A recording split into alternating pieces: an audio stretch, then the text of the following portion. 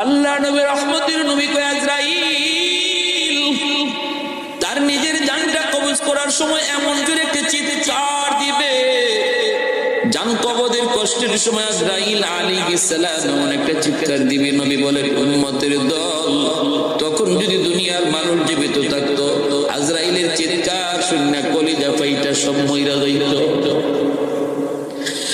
এরপরে আর কেউ নাই, কেউ নাই। আল্লাহ পাক ঘোষণা দিবেন আইনাল মুলুক আইনাল জাব্বারুন আইনাল মুতাকাব্বিরুন। এ অহংকারীর দল, এ বড় বড় রাজা বাদশার দল, কোথায় তোরা একটু দাঁড়া।